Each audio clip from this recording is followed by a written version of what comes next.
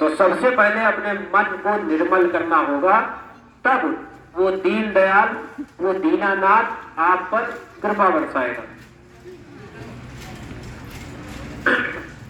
बोला गया, मोकू कहाँ ढूंढे रे बंधे, मैं तो तेरे पास में, ना तीरथ में ना मूरत में, मैं तो हूँ विश्वास में। जिस तरह एक हिरण की नाभि में कस्तूरी मणि होती है और वो हिरण पूरी जिंदगी जंगल में भटकता रहता है कि वो सुगंध कहाँ से आ रही, उस हिरण को ज्ञान ही नहीं है कि वो सुगंध उसी की नाभि से आ रहा, लेकिन उस सुगंध से वो पूरे जिंदगी पूरे जंगल में भटकता रहता। और कभी ऐसा भी हो जाएगा कि किसी शिकारी के सामने आ जाता और शिकारी उसका पेट फाड़ के वो मणि निकाल देगा जो उसके किसी काम की नहीं। तो ठीक उसी तरह जिस तरह हिरण को नहीं पता कस्तूरी मणि के, उसी तरह हमें भी ये जीवात्मा हमारी क्या है, मनुष्य शरीर क्या है, हमें ज्ञान नहीं है, हम अज्ञानी थे। हमारा आपका भाग्य कि गुरु महाराज हमको मिल गए। और दो चीज है, भाव और भक्ति, भाव और भाग्य। आपका जब भक्ति करोगे तो भाव आपका शुद्ध हो जाएगा, निर्मल हो जाएगा, वाणी आपकी में जो आप बोलोगे उसमें मिठास झलकेगी। और जब आपका भाव ऐसा हो जाएगा पहले हम चालू कर दें तो आपका भाग्य अपने आप खुल जाएगा। तो हमारा आपका गुरु महाराज, हमारे आपके गुरु महाराज हमें मिले, हमारा भाव और हमारी भक्ति, हमारा भाग्य गुरु महाराज ने बना दिया।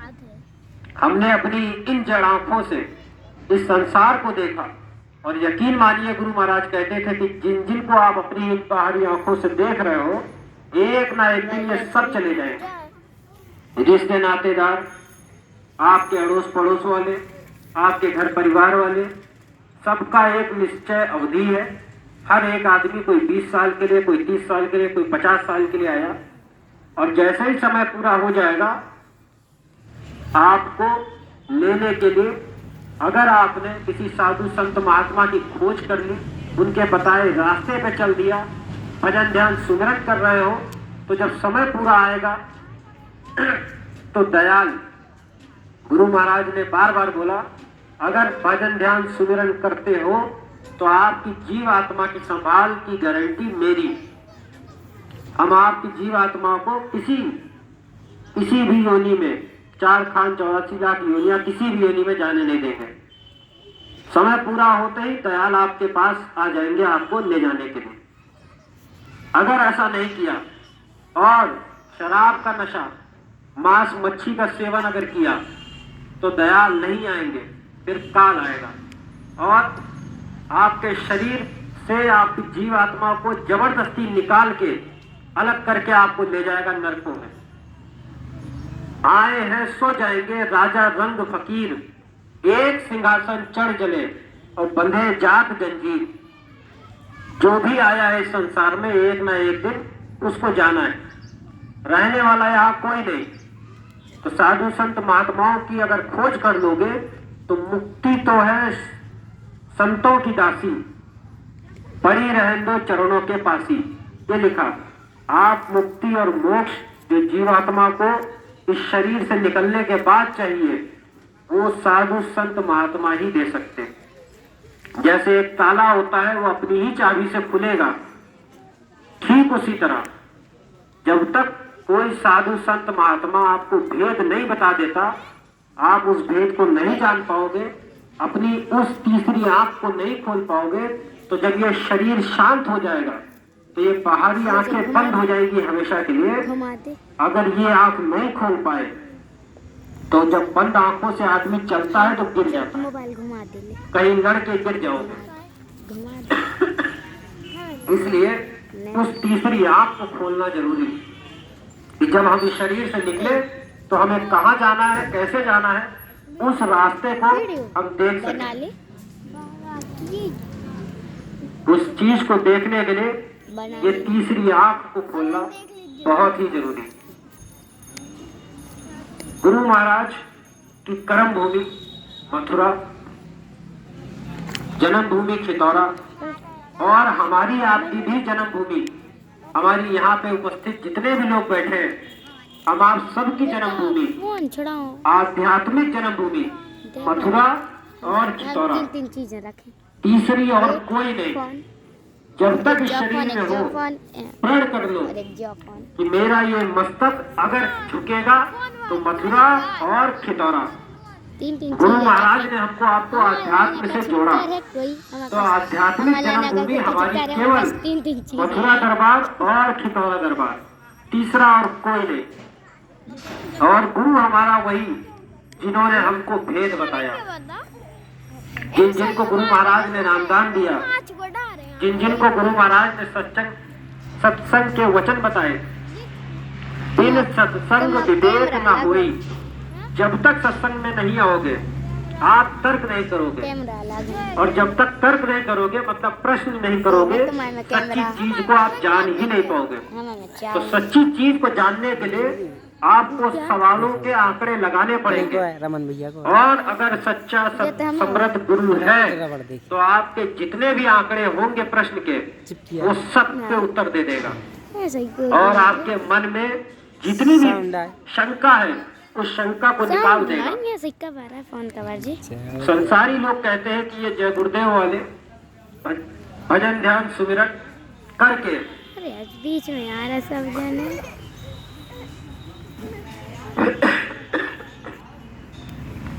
ये संसारी लोग कहते हैं कि जय गुरुदेव वाले देवी देवताओं को छुड़वा देते, छुड़वाते नहीं है। भेद जो बताया जाता है उस भेद को जब आप पूरा करोगे, सही ढंग से करोगे, तो आपको वही भक्ति, आपको वही मार्ग दिखेगा, आपको वही देवी देवताएं दिखेंगे जिनकी पूजा आप घर पे बैठ के कर रहे हो। लाली मेरे लाल की जित देखूं उत लाल, और लाली देखकर मैं गई, मैं भी हो गई लाल। ये जो लिखा हुआ है तो इसलिए लिखा कि हनुमान जी का जो लोक है वो लाल है, उनका जो रूप है वो भी लाल है। तो जब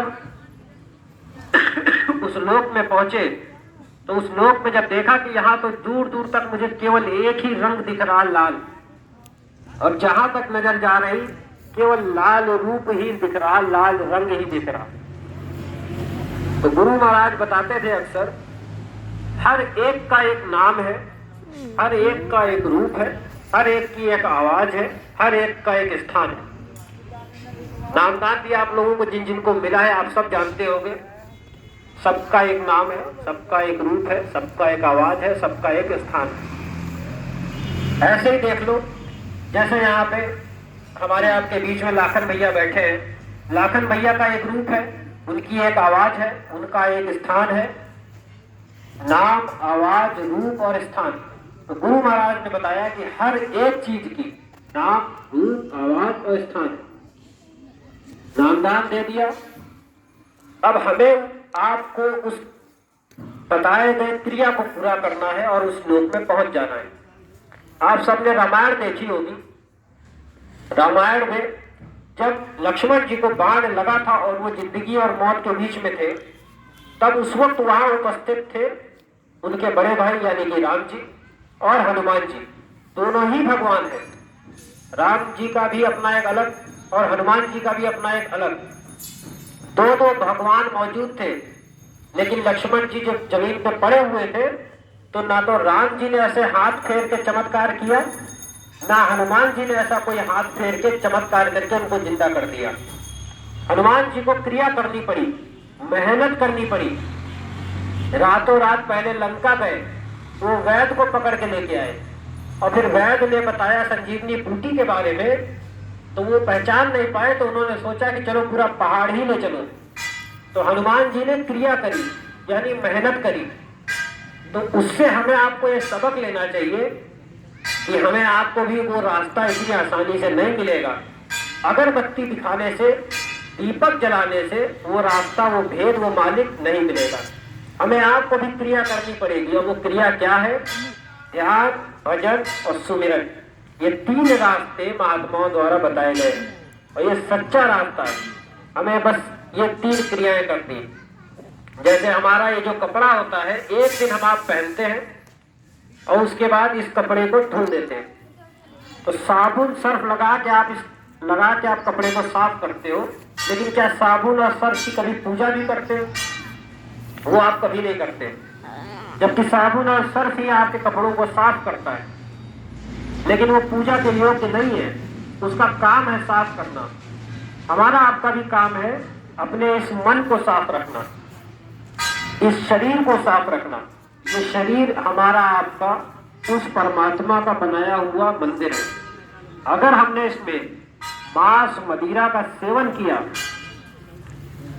मीट मच्छी खाते लोथड़े इस शरीर में अगर डाला, इस सुंदर शरीर को, इस पेट को अगर आपने कब्रिस्तान बना दिया, तो आप मोक्ष के योग्य आप नहीं हो। चाहे आप कितनी भी बड़ी भक्ति कर लो, दिल भर मछली खाई के कोटि करो गौदान, काशी करवट जा मरे निश्चय नरक निदान। अगर आपने दिल भर भी मछली खाई है, तो आप चाहे कितनी भी गांव का गौदान कर दो और काशी में जा करके पत्थर में अपना सर पटकते रहो, आपको तो भी मोक्ष नहीं मिलेगा, आपको नरक जाना पड़ेगा। लेकिन ये दुनिया वाले जिनको शराब पीनी ही पीनी है, तो कोई ना कोई बहाने से कि भाई तबीयत खराब है और शराब पी लेते हैं तो तबीयत सही होती है। तो ऐसे छोटे मोटे बहाने करके शराबी शराब को पीता है। आपके साथ मथुरा वो कभी नहीं आएगा। वो इसलिए नहीं आएगा कि अगर वो आ गया तो उसकी शराब छूट जाएगी, उसका मांस मदिरा ये छूट जाएगा, इसलिए मथुरा नहीं आता। ऐसा चमत्कारी दरबार है कि अगर कोई भी कुकर्मी आ गया तो निश्चय ही वो वहां से, जैसे कौवा होता है, तो गुरु महाराज बताते थे सत्संग में कि सत्संग वो जल है जिसमें कौवा स्नान करता और हंस बन के बाहर निकलता। कौवा काला होता और हंस सफेद होता। हमारा आपका ये जो मन है, ये इतना गंदा हो गया, काला हो गया। जब आप सत्संग में आओगे, सत्संग के वचनों को सुनोगे, तब आप महात्माओं के समीप आ पाओगे और गुरु के प्यारे बनने के योग्य हो जाओगे। और गुरु का प्यारा तब बनोगे जब गुरु के दीवाने बनोगे। और गुरु का दीवाना बनने के लिए गुरु के दरबार में बराबर हाजिरी देना पड़ेगा। गुरु महाराज कहते थे महीने में 2 बार, नहीं तो 3 बार, नहीं तो चलो 1 बार, नहीं तो 6 महीने में 1 बार। अगर बहुत व्यस्तता हो, बहुत दूर रहते हो, तो साल में 1 बार अपने इस दरबार में मत्था टेकने जरूर आ जाना। हमें आपको किसी को नहीं पता जाने अनजाने में हमसे कितनी गलतियां हो रही। उस गलती की सजा हमें कैसी मिलेगी हमें नहीं पता। लेकिन अगर वो सजा कोई काट सकता है तो वो कोई देवी देवता नहीं है, वो केवल और केवल साधु संत महात्मा, वो केवल और केवल दयाल। वो अति दया कृपा करके आपके 100 क्या आपके हजारों गुनाहों को माफ कर सकते हैं, बशर्ते आप उनकी बात को मान लो। अगर नामदान लिया है तो लेके रखो मत। रास्ता अगर आपको बता दिया है तो उस रास्ते पे चलना सीख लो, तभी आपकी ये जीवात्मा इसका कल्याण हो पाएगा। नहीं तो आप भटक जाओगे। और इस बार तो दया कृपा हो गई, गुरु महाराज मिल गए। मनुष्य रूप अगर दोबारा मिला और तब गुरु महाराज ना मिले तो हमारा ये जीवन व्यर्थ चला जाएगा। हर एक के जीवन में गुरु का होना बहुत जरूरी है। गुरु गोविंद दाव खड़े काखो लागे पाए, बलिहारी गुरु अपने गोविंद दियो बताए। गुरु का स्थान सभी देवी देवताओं से ऊपर रहता है। गुरु से बड़ा कोई नहीं। अगर भगवान रूठ गए तो गुरु मना लेगा, लेकिन अगर गुरु रूठ गया तो कोई देवी देवता गुरु को नहीं मना सकता। तो गुरु की हस्ती सस्ती को जानिए, पहले आप जानिए, उसके बाद अपने अड़ोस पड़ोस रिश्तेदार नातेदार उनसे उम्मीद कीजिए। पहले आप अपने गुरु की महानता को समझो। दादा गुरु महाराज गुप्त संत थे और स्वामी जी महाराज प्रकट संत थे। दो तरीके के संत होते हैं।